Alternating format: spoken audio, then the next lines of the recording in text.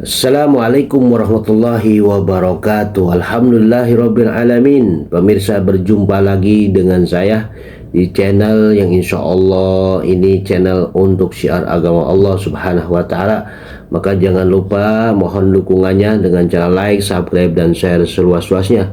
Insya Allah kalau kita menge-share atau membagikan video-video konten-konten tentang dakwah agama Allah subhanahu wa ta'ala, kita pun akan mendapatkan pahala. Makanya jangan sampai ketinggalan, terus menge-share, membagikan video-video dakwah Islam.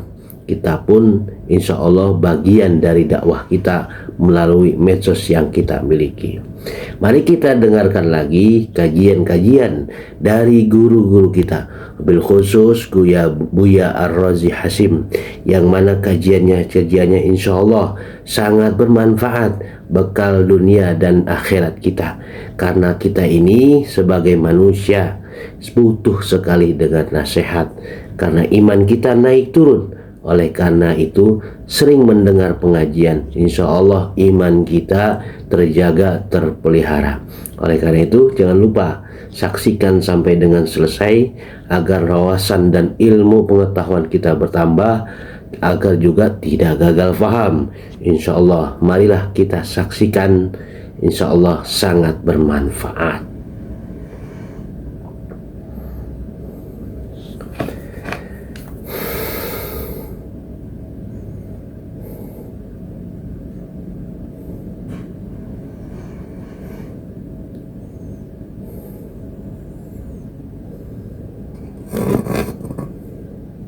Ma'rifat ahli tauhid, ma'rifat pengetahuan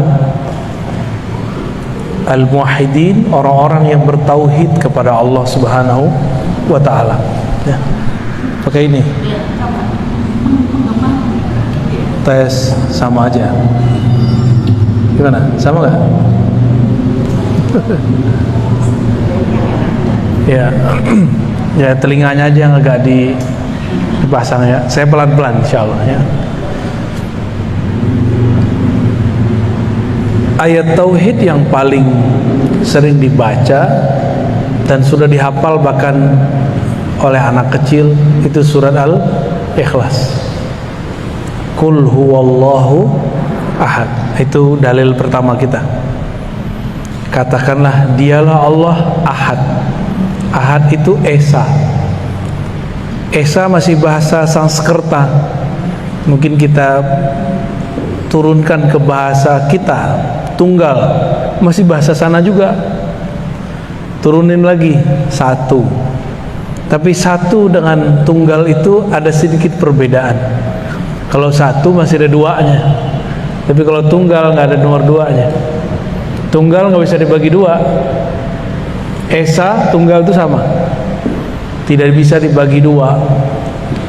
Kalau satu bisa 1,5, bener. Kalau satu itu 2 kurang 1, 1. 3 kurang 2, 1. Tapi kalau tunggal nggak begitu. Itu beda secara bahasa ya. Selama ini kita sering mendengar kata tunggal, esa, barangkali kita menyamakannya dengan kata satu. Makanya Allah membedakan namanya ahad dengan wahid. Ada wahid gak bahasa Asmaul Husnanya? Ada gak? Wahid artinya yang maha pertama. Kalau ahad yang maha tunggal, yang maha esa. Maka Pancasila nomor pertama, ketuhanan yang Maha Esa, yang memenuhi syarat cuma umat Islam. Ada yang agak mendekati Yahudi, tapi Yahudi kan bukan agama resmi. Ada yang sedikit mendekati, yaitu Nasrani yang Unitarian, yang menyembah satu Tuhan. Ada lagi yang mendekati, yaitu Hindu murni. Hindu mereka mengatakan bahwa Sang Hyang Widi itu yang Maha Esa. Kita kan sering dengar ada apa dewanya tuh, Dewa Wisnu, Dewa Siwa, yaitu Allah juga. Kalau kita nyebutnya apa? Dewa Siwa itu nama lain daripada Sang Hyang Widi, namun dengan sifatnya yang sangat tegas. Ini dimatiin aja. Mana pergi?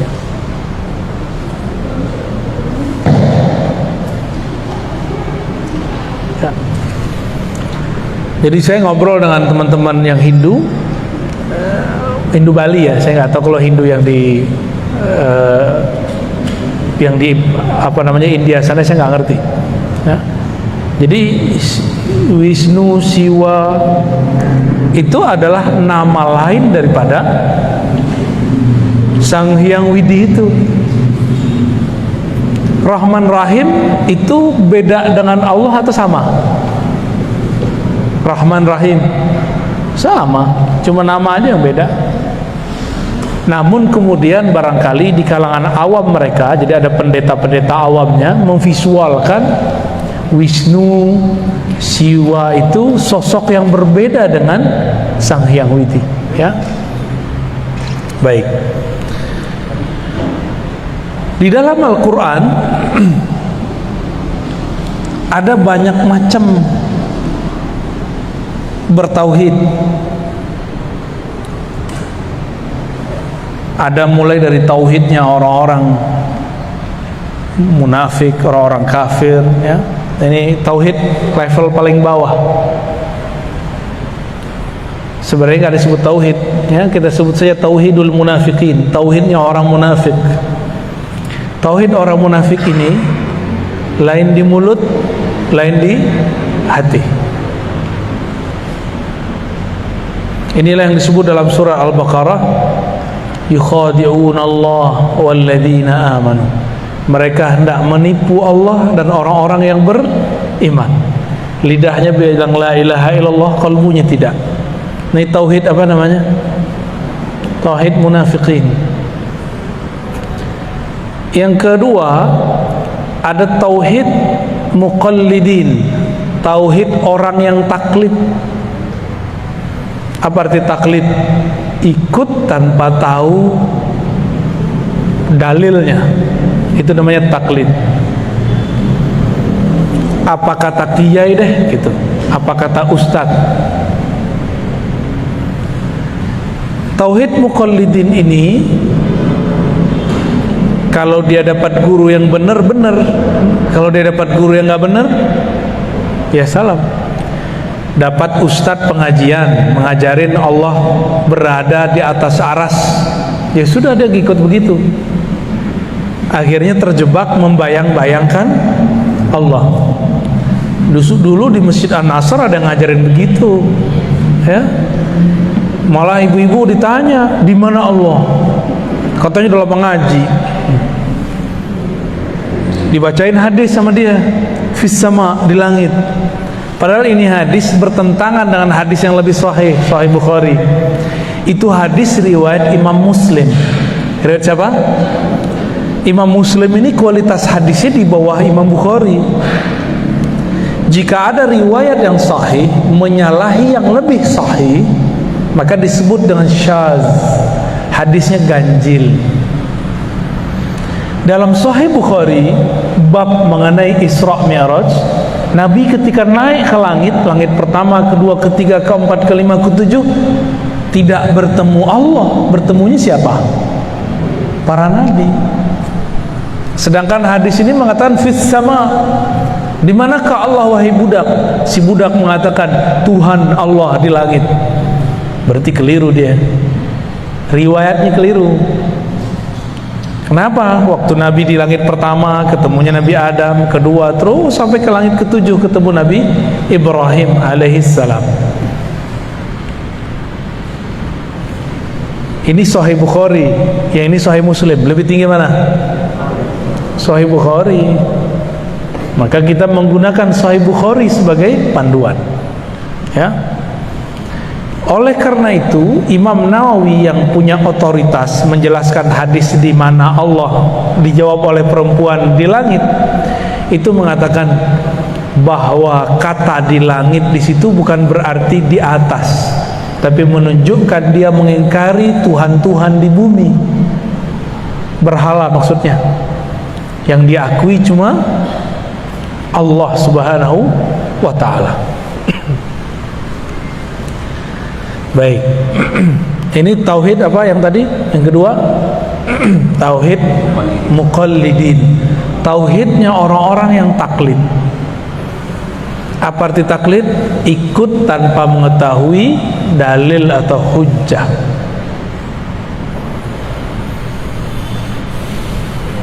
Nah, yang ketiga,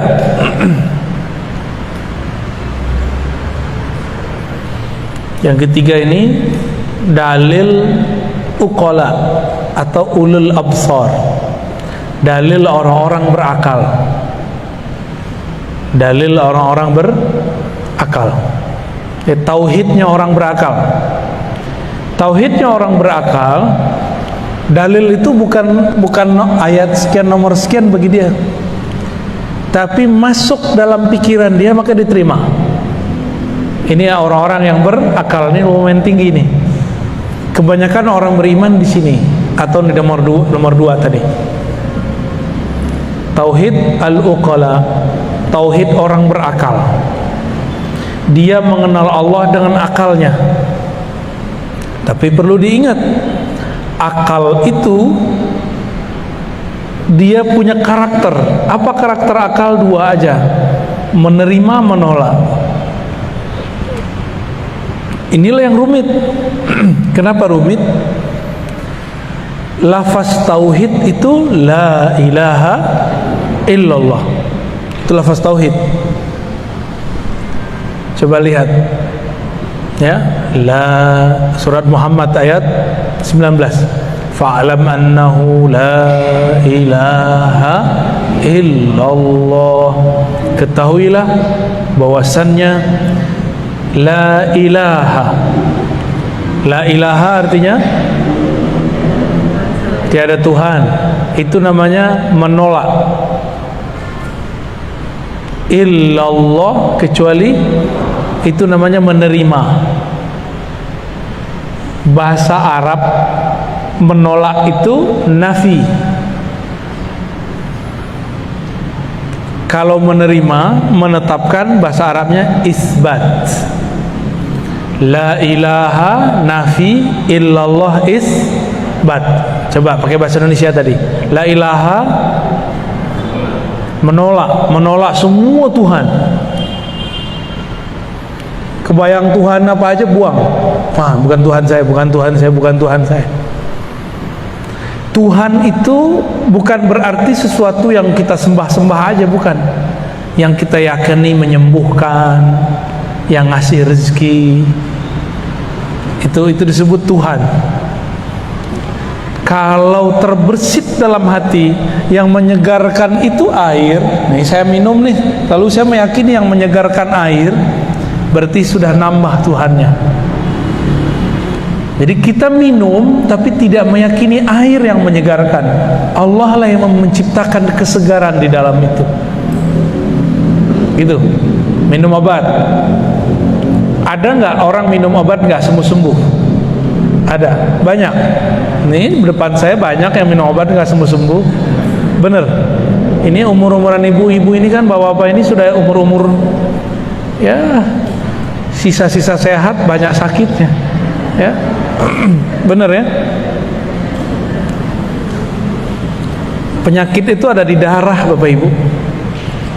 Nabi diperintahkan oleh Allah ketika naik ke langit ketujuh, apa kata Allah lewat Sayyidina Jibril, sampaikan ke umatmu, berbekamlah kalian.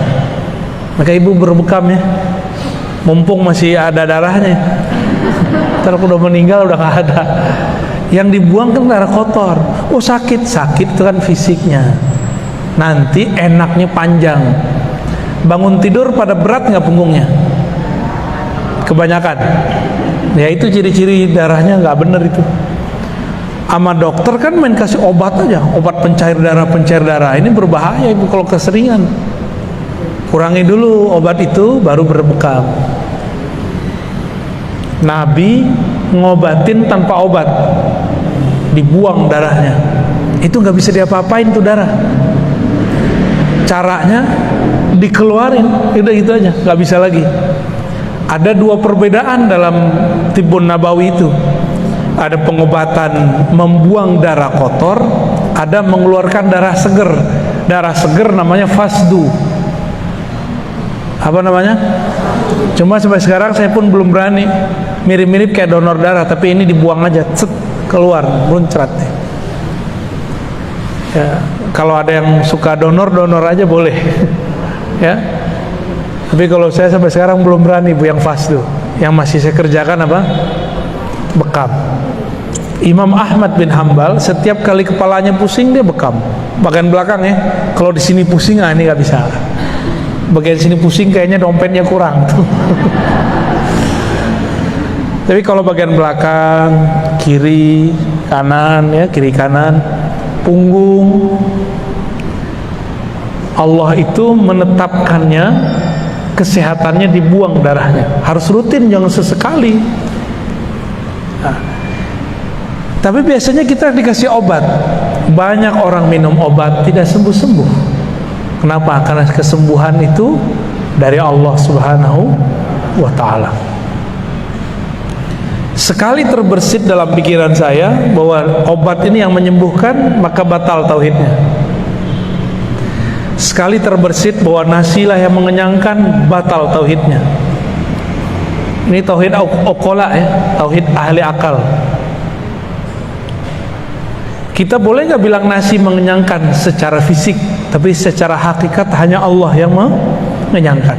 Secara zahir kita boleh bilang air menyegarkan, tapi secara akidah, hakikat, keyakinan hanya Allah lah yang menyegarkan. Kalau enggak, udah bertambah Tuhannya. Nah ini berbahaya ya. Bapak ibu mungkin sebagian, kalau yang ibu ini rezekinya lewat suami. Kalau bapak-bapak ini mungkin bekerja sendiri. Itu cuma asbab aja. Banyak kok orang kerja nggak dapat duit juga ada. Berarti rezeki bukan lewat itu. Ada orang yang dia udah capek-capek kerja di A, dapat rezekinya di B. Benar nggak? Itu banyak sekali. Udah daftar, nggak jebol-jebol. Tahu-tahu jadinya dia mandiri, ya. Ini tauhid uqala, tauhid orang berakal. Dia pakai akal dia. Nah, maka orang ini kalau baca la ilaha Allah, akalnya yang main. La ilaha illallah, tiada yang menyembuhkan kecuali Allah, tiada yang berbuat kecuali Allah. Itu yang dia lihat.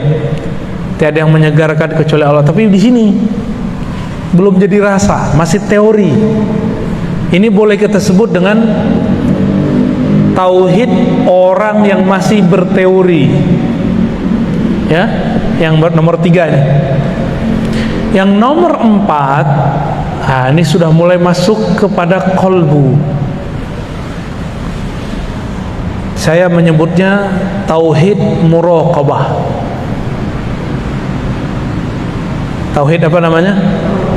Muraqabah itu merasa dipandang oleh Allah yang Maha Esa, merasa diawasi, merasa diperhatikan gitu. Ini gimana caranya mencapai itu? Yang merasakan dipandang, diawasi itu bukan akal, tapi kolbu. Maka untuk mencapai rasa itu, mencapai tauhid ini, harus mengaktifkan zikir kolbunya. Dulu sebagian besar ibu-ibu sudah saya ajarin zikir ya, diamalin nggak tuh? Iya, katanya mau belajar zikir, kita ajarin zikir nggak diamalin, ya. Besok saya nggak ajarin lagi bu. Mahal itu bu zikirnya, saya dapatnya kemana-mana itu, bertahun-tahun saya ngamalin itu. Zikir kolbu, udah dikasih tekniknya, udah dikasih ini cara ngamalinnya, udah kita kasih fasilitas, nggak mau ngamalin juga, ya sudah, nggak akan pernah naik sampai kepada makom yang ke-4. Nah, nanti tanya sama Bunda Tina ya, ini kayak gimana zikir yang mana sih? Itu pasti nanya tuh, pada bengong. Dulu mewek-mewek dari zikir. Juga ada tuh di Masjid Syuhada belakang, yang ke arah mana tuh?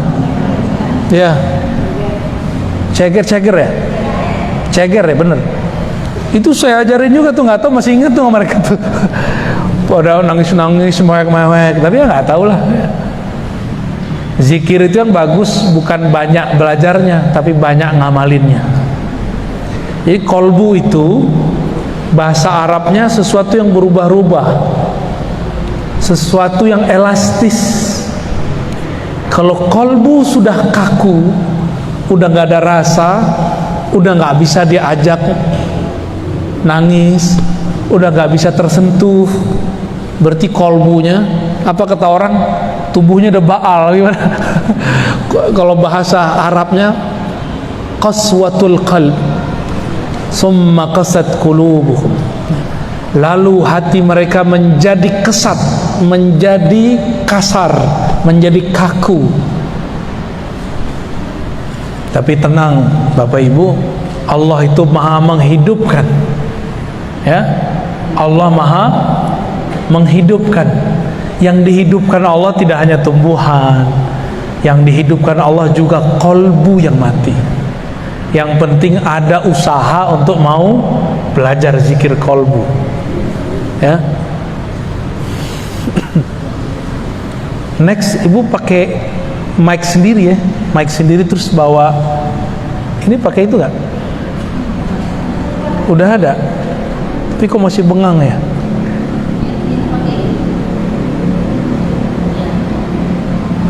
Coba bisa nggak tuh?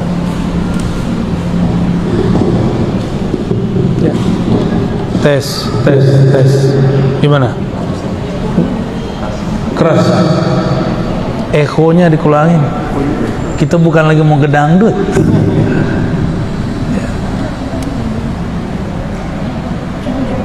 Ya, tes. Ekonya. Akhin. Wah, nggak bisa. Tes.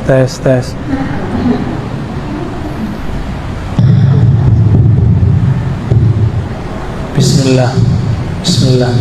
Ya, oke, baik. Lebih jelas ya. Ya, biar sayanya juga nggak terlalu banyak ngeluarin suara, energinya capek juga. Baik. Jadi tauhid yang keempat ini gimana tauhidnya? Tauhid muraqabah. Tauhid muraqabah di mana tempatnya? Kolbu. Kolbu itu apa yang dia rasakan? Dipandang, diawasi, diperhatikan. Ya. Lalu apa yang dibaca? Yang dibaca sama la ilaha illallah. Tapi pemahaman yang akan ditambah. Apa pemahaman waktu baca la ilaha illallahnya? Pemahaman yang dibaca waktu itu adalah la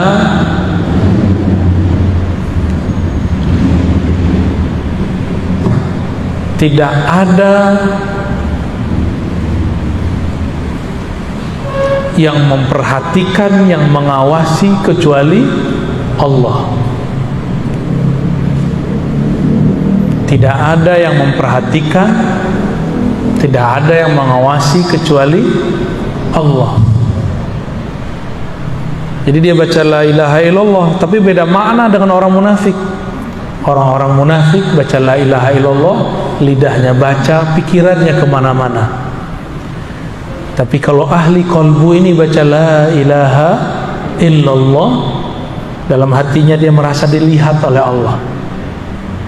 Lebih dulu merasa dilihat atau bacaannya yang lebih dulu? Bisa dua-duanya Pak. Bagi yang belum ada rasa itu baca aja dulu. Kita baca la ilaha illallah, tiada yang memperhatikan aku kecuali Allah.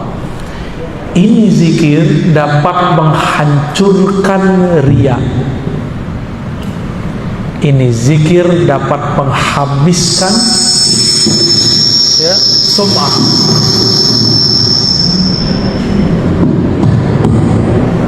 Ada angin puting beliung. Jadi kalau orang-orang yang punya penyakit di kolbunya, penyakit riya. Apa itu penyakit riya? Ya. Riya itu artinya merasa dipandang beramal, merasa dilihat beramal. Ya. Itu riya. Saya sudah sering membedakan antara riya dengan sombong. Sombong itu merasa diri kita sesuatu, itu sombong. Kalau riya merasa amal kita sesuatu. Yang bangun masjid ini nih, itu diintai terus sama setan. Setan ingin menggoda dia, menyinggung dia, membuat dia sakit hati, sampai dia kemudian ngomong, kalau enggak karena saya masjid ini enggak jadi, gitu. Itu yang lagi diintai-intai sama setan. Kalau ibu-ibu pengajian, itu setan ngomong gini, kalau bukan saya yang urus, ini majelis enggak jalan. Nah, kalau terbersit itu, maka ini berbahaya.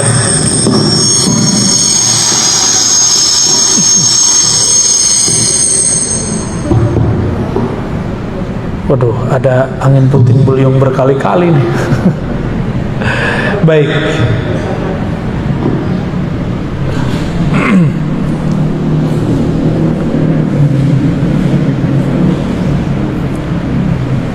Untuk sampai ke sini, maka coba lihat surat Ali Imran ayat 2. Alif Lam Mim, Allahu la ilaha illa huwal hayyul qayyum.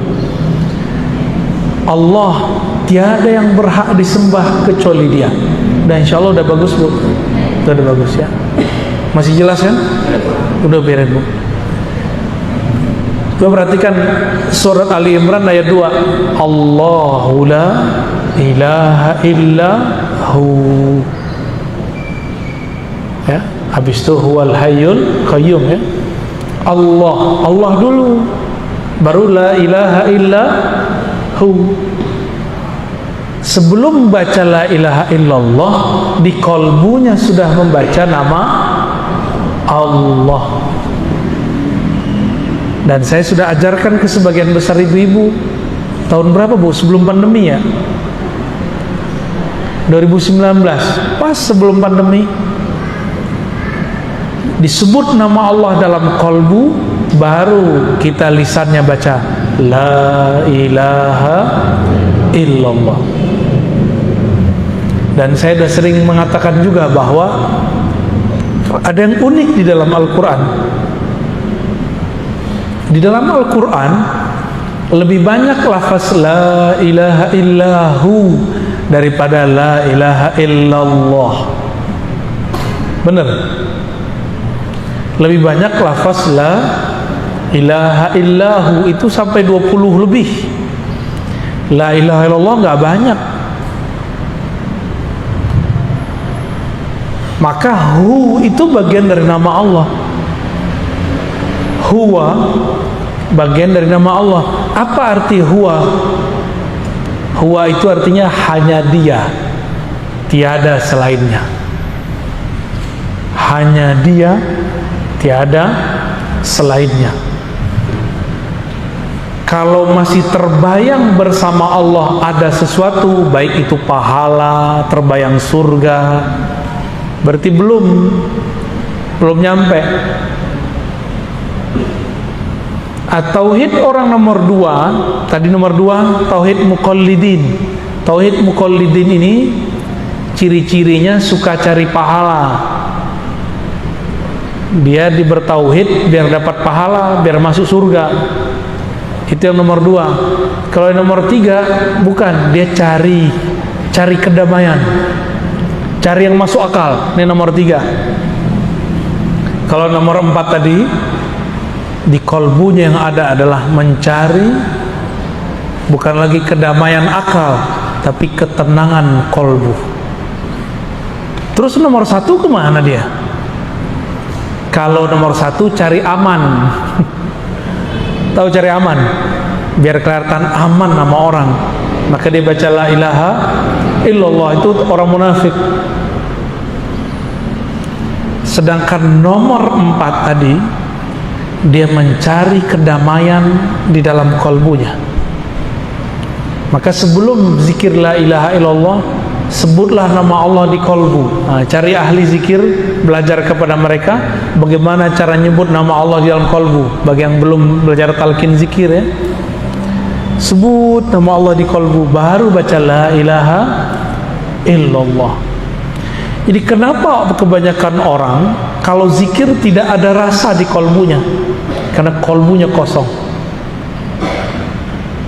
kolbunya belum dibacakan Allah. Makanya dalam ayat ini dimulai dari Allahu la ilaha illahu.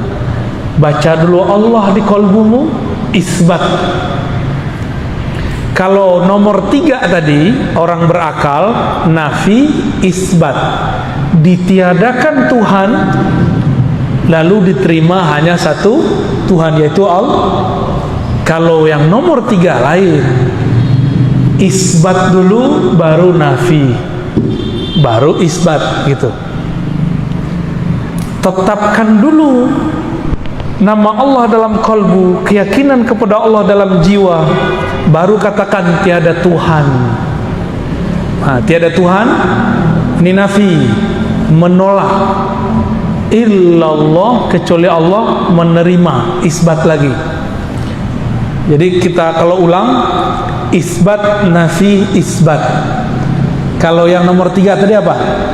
Nafi, isbat. Pakai bahasa Indonesia. Nomor 3 tadi menolak lalu menerima atau menetapkan. Kalau nomor 4 menerima lalu tolak semua Tuhan, lalu kuatkan lagi, terima hanya ada satu Tuhan, Allah Subhanahu wa ta'ala. Ustadz, Buya, Kiai, Syekh, kata orang, masa nyebut Tuhan? Kan gak boleh nyebut Tuhan. Saya mau tanya, mana dalil yang melarang menyebut kata Tuhan? Ada gak? Jangan ikut-ikutan. Kita sudah ngaji tauhid dari kemarin-kemarin, bahwa kata Tuhan itu terjemahan dari 2 lafaz, Rabb dan Ilah. Namun karena bahasa kita ini punya kelemahan, Rabbun, Rabbul Alamin, itu berarti Tuhan yang bersifat mencipta, sedangkan Ilah berarti Tuhan yang bersifat disembah. Tuhan juga. Jadi boleh nggak diterjemah? Ya mesti diterjemahkan. Bapak Ibu bukan orang Arab. Mukanya mungkin sebagian ada yang Arab, tapi Arab maklum. Ya, aja ngomong bahasa Arab dikit bingung. Gak usah sok-sokan Arabisasi. Terjemah aja. Kalau Arab, Arab aja. Kalau bahasa Arab, ayo ya kita jabanin. Tapi kan pusing nanti kalau menjelasin pakai bahasa Arab. Udah dijelasin pakai bahasa Indonesia aja pusing. Bener gak? Ini maksudnya apa sih? Nafi, isbat. Isbat, nafi, isbat. Itu kan pusing kan? Ya. Itu baru beberapa istilah kita pakai. Ya. Jadi bolehkah menyebut kata Tuhan? Boleh. Oh, Tuhan itu pimpinan para dewa. Mana kamusnya ngomong begitu? Ngomong pakai kamus. Jangan-jangan dia asal-asal sebut ya. Kalau bahasa Indonesia kamusnya KBBI, bukan Ustadz kamusnya. Itu namanya cocok logi. Kamus cocok logi. Nggak begitu cara kita beragama, berbahasa. Bahasa, ikutin bahasanya ya. Orang Nasrani, orang Yahudi nyebut Allah, kalau dia orang Arab Allah juga. Nyebut ilah sama ilah juga. Rob ya Rob juga. Kan itu bahasa Arab. Kalau orang kita ya dipermudah lah. Jangan diterjemah gini, tiada ilah selain Allah. Kalau anak alay diganti, ya elah. Kan jadi repot nanti. Jadi terjemah aja ya. Jadi bagaimana caranya? Ketika membaca la ilaha illallah, di kolbu sudah membaca nama Allah. Maka ayat ini dalil sebenarnya. Surat Ali Imran ayat 2. Sebenarnya ada yang lebih jelas dan kita sudah hafal semua. Ayat kursi. Ayat kursi depannya apa? Allahu la ilaha illahu. Dia Allah, dialah Allah, tiada yang berhak disembah, Tuhan yang berhak disembah kecuali Dia. Nah, kalau ibu-ibu masih ingat tuh, bapak-bapak mungkin nggak semua pernah ikut zikir dengan saya. Di kolbunya baca nama Allah, lalu baca la ilaha illallah dengan teknik yang pernah kita ajarkan. Itu kolbunya langsung bergetar, cash kontan, ya. Tapi udah lupa ya, selamat lupa ya. Ini di kolbu. Saya ulangi, metodenya gimana? Isbat, nafi, isbat. Terjemahannya apa?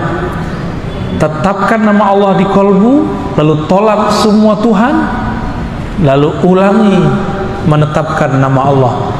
Allahu la ilaha illahu, ya. Gitu. Ada metode yang mirip dalam 3 ayat terakhir surah Al-Hasyr. Al-Hasyr ayat 22. Depannya huwa. Huwallahu allazi la ilaha illahu. Ini digabung, huwa sama Allah.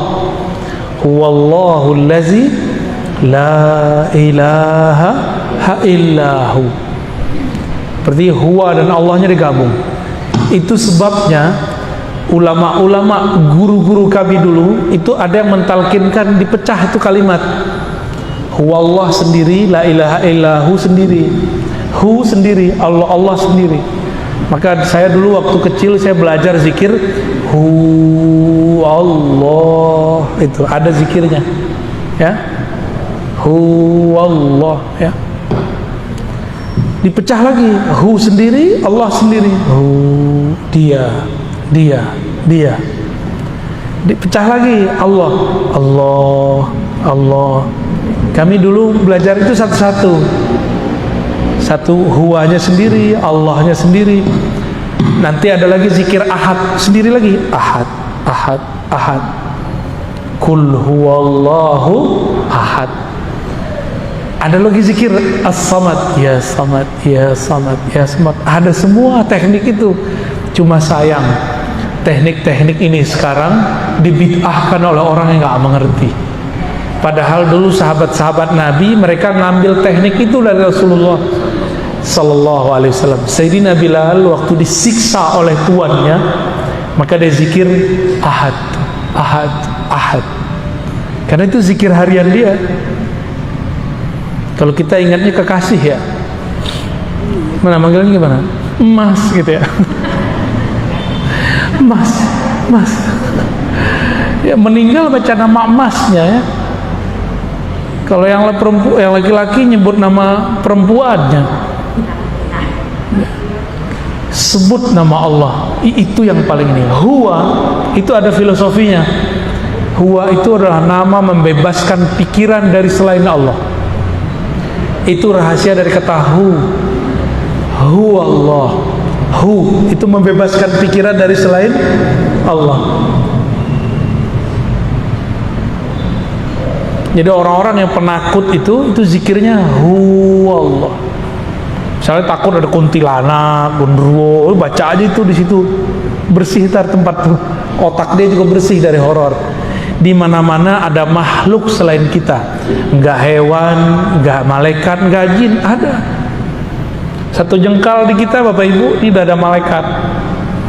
sudah ada dimensi lain, jin. Jadi kalau orang bilang rumah saya berpenghuni, ya iya, penghuninya kamu satu. Yang kedua, ada malaikatnya kalau di situ ada sholat zikir, ada silaturahim. Yang ketiga, ada jinnya. Kalau itu rumahnya muslim, maka jinnya muslim. Jin muslim tinggalnya di genteng, Bu, atau di atap itu ditinggalnya.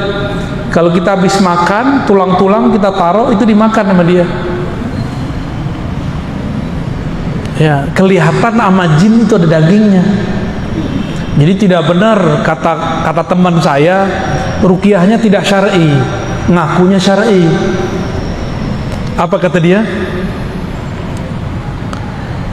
Kalau jin itu makan asap. Asap apa? Asap menyan. Ya salam, itu mau fitnah jin itu. Itu jin kalau denger, udah keselnya banget tuh. Lah masa kita ini makan asap ya? Nggak ada jin makan asap ya. Pernah dengar nggak begitu? Nggak boleh pakai menyan. Lah di zaman dulu mana ada parfum misik namanya, orang dulu nyebutnya menyan, dibakar. Sama kayak bahasa Arabnya bukhur. Bukhur kan dibakar juga, sama. Mungkin kita ngelihat ada orang Hindu Buddha atau orang-orang penyembah berhala bakar dupa. Dupa itu nggak ada urusannya sama jin atau enggak. Itu masalah orang yang bakarnya, ya.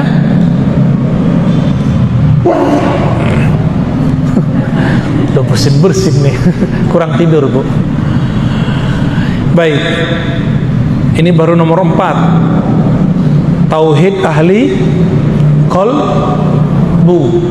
Kita sudah sebutkan maknanya, tempatnya di mana, bacaannya apa, caranya gimana. Tinggal ketemu mursyidnya aja ya. Tauhid qalbu ini adalah tangga ihsan paling bawah. Nabi mengatakan, ihsan itu engkau beribadah seakan memandangnya, jika tidak maka merasa dipandangnya. Jadi nanti buahnya itu sholat kayak merasa diperhatiin. Tapi kalau belum, ya udah zikir yang Allah aja dulu, atau huwa Allah aja dulu, ya, itu cukup kok. Naik lagi, apa nih zikirnya? Boleh disebut zikir mukhatabah, zikir dialog. Disebut tauhidnya tauhid musyahadah, tauhid memandang Allah Subhanahu wa ta'ala. Tauhid memandang Allah. Allah bisa dipandang nggak sama ini? Bisa dipandang dengan mata nggak Allah? Dengan akal? Enggak juga. Dengan kolbu? Enggak juga. Maka tidak ada namanya kolbu memandang Allah, itu nggak ada. Kolbu dipandang oleh Allah.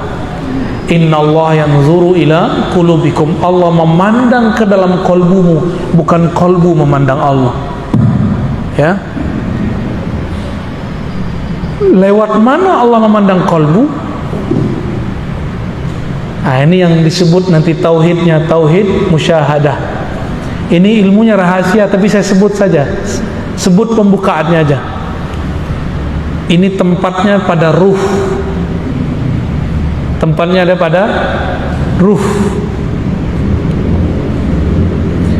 Masih ingat ada ayat surat Zariyat, wa fi anfusikum afala tubsirun. Di dalam dirimu apakah engkau tidak memandang? Tauhid kolbu tadi yang nomor 4, dia merasa dipandang. Lewat mana dia dipandang? Lewat ruh. Ruh itulah yang memandang dia, maka dia merasa diperhatikan. Ruh ini siapa yang memandangnya? Itulah Allah yang meniupkan ruh. Kita ini di dalam diri ini ada unsur selain tubuh ini. Saya sudah buat kajian ini berjilid-jilid, ya, dan berulang-ulang. Surat Shad ayat 72, surat Al-Hijr ayat 27, surat Sajadah ayat 7 sampai 9. Intinya sama. Allah mengatakan Aku ciptakan tubuh jasad manusia dari tanah. Setelah tubuh jasadnya sempurna, maka aku tiupkan rohku. Maka Allah membedakan antara mencipta dengan meniupkan. Tubuh kita ini dicipta, tapi ruh kita ditiup. Bagaimana cara Allah meniup? Allah yang maha tahu.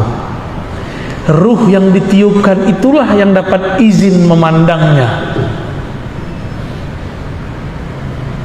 Karena ruh itu adalah tiupan dari Dia juga. Hanya Dialah yang bisa memandangnya. Maka Allah pinjamkan kepada ruh itu kembali cara memandang Allah. Nah, jika ruh kita memandang Allah disebut dengan tauhid rububiyah. Ini beda dengan rububiyah kelompok sebelah ya. Beda Bapak Ibu. Tauhid apa namanya? Jika ruh kita memandang kepada Allah disebut tauhid apa? Rububiyah. Apa artinya? Memandang peran Allah dalam keragaman alam semesta. Apa tauhid rububiyah? Memandang peran, tambahin, memandang peran keesaan Allah dalam keragaman alam semesta. Ngerti nggak maksud itu? Allah itu esa. Ibu lihat ada pohon, ada kita, ada langit, ada bumi. Dalam memandang itu semua, kita punya keyakinan bahwa semua ini diciptakan dengan kunnya Allah.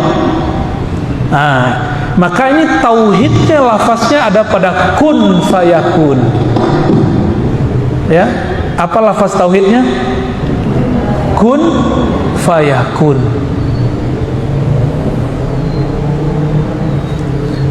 Kalau diurai jadi la ilaha illallah, la ilaha illallah apa maknanya?